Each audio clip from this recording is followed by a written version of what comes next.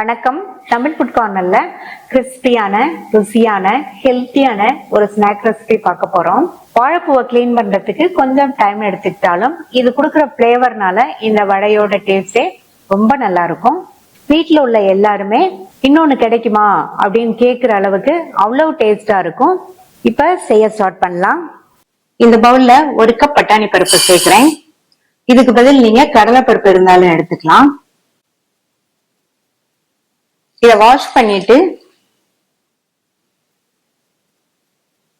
தண்ணி சேர்த்து 2 மணி நேரம் ஊற வச்சுக்கலாம். வடையில சேர்க்கறதுக்கு வாழைப்பூவை கட் பண்ணிக்கலாம். வாழைப்பூவை நான் கிளீன் பண்ணி எடுத்து வச்சிருக்கேன். வாழைப்பூ எப்படி கிளீன் பண்றதுங்கிற வீடியோ நம்ம சேனல்ல இருக்கு. லிங்க் டிஸ்கிரிப்ஷன்ல கொடுக்குறேன், செக் பண்ணி பாத்துக்கங்க. இப்ப கட் பண்ணிக்கலாம். வாழைப்பூல உள்ள தடிமனான பார்ட்டை விட்டுட்டு கட் பண்ணிக்கங்க. இது நமக்கு தேவையில்லை. நல்லா பொடியா சாப் பண்ணோம்னா வடையில சேர்த்து நம்ம பண்ணும்போது நல்லா மொறு மொறுன்னு சூப்பரான டேஸ்ட்ல இருக்கும்.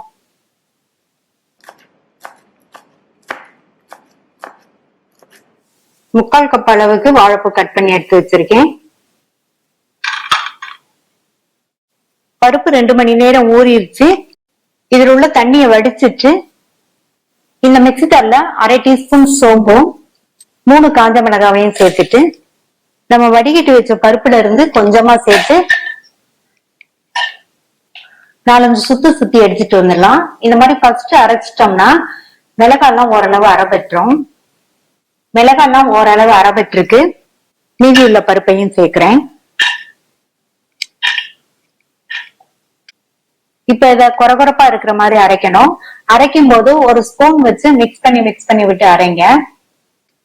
தேவைப்பட்டா கொஞ்சமா 1 ஸ்பூனோ 2 ஸ்பூனோ தண்ணி மட்டும் சேர்த்துக்கங்க. 1 டேபிள் ஸ்பூன் தண்ணி சேர்த்து அரைச்சிருக்கேன்.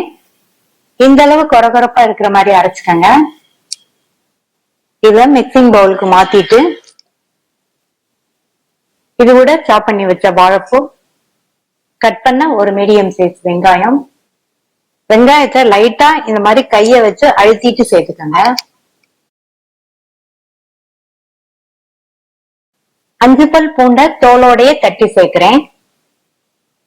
பொடியா கட் பண்ண கறிவேப்பிலை இலைகள், கொத்தமல்லி இலைகள், 1/4 டீஸ்பூன் பெருங்காய பவுடர், இந்த வடமாவுக்கு தேவையான அளவு உப்பு, 1/4 டீஸ்பூன்ல பாதி மட்டும் மஞ்சள் தூள் சேர்க்கிறேன்.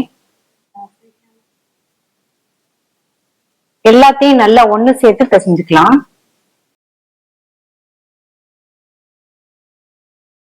இந்த மாதிரி பிசைஞ்சிட்டு இதுல இருந்து கொஞ்சம் கொஞ்சமா எடுத்து உருண்டைகளா பிடிச்சு வச்சிடலாம். நீங்க கொஞ்சமா தண்ணி சேர்த்து அரைச்சிங்கன்னா நம்ம வாழைப்பூ வெங்காயம் எல்லாம் சேர்த்திருக்கும் போது நல்ல உங்களுக்கு மாவு சேர்ந்து வரும். இந்த மாதிரி உருட்டி ரெடியா எடுத்து வச்சிட்டோம்னா எண்ணெயில ஈஸியா நம்ம தட்டி தட்டி சேர்த்துடலாம். உங்களுக்கு எந்த சைஸ்க்கு வடை வேணுமோ அந்த சைஸ்க்கு இந்த மாதிரி பால்ஸா உருட்டி வச்சுக்கோங்க. இப்ப எண்ணெய் விட்டு சூடாயிடுச்சு.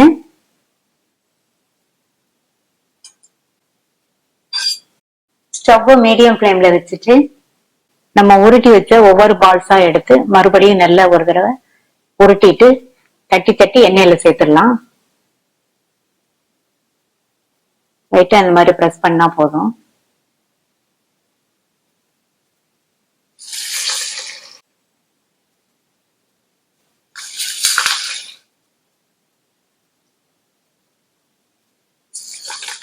ஸ்டவ் மீடியம் ஃப்ளேம்ல இருக்கட்டும். லோ ஃப்ளேம்ல வச்சீங்கன்னா வடையில எண்ணெய் சுத்திக்கும். ஹை ஃப்ளேம்ல இருந்ததுன்னா மேல வடை வெந்த மாதிரி இருக்கும், உள்ள மாவா இருக்கும். இப்போ ஒவ்வொரு வடையா திருப்பி போட்டுக்கலாம். மீடியம் ஃப்ளேம்ல வச்சு இந்த மாதிரி திருப்பி திருப்பி விட்டு நல்லா கோல்டன் பிரவுன் வந்ததுக்கு அப்புறமா எடுக்கணும். அப்பதான் வடை நல்லா கிறிஸ்பா இருக்கும்.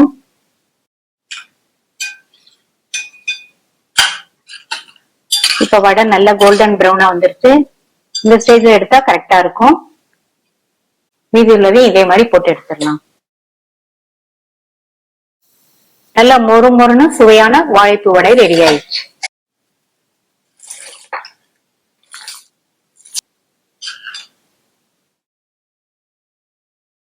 அடுத்து நீங்க எங்கே வாழைப்பூவை பார்த்தாலும் கண்டிப்பா மிஸ் பண்ணாம வாங்கி இந்த ரெசிபியை ட்ரை பண்ணி பாருங்க. ட்ரை பண்ணி பார்த்துட்டு உங்க கமெண்ட்ஸை சொல்லுங்க.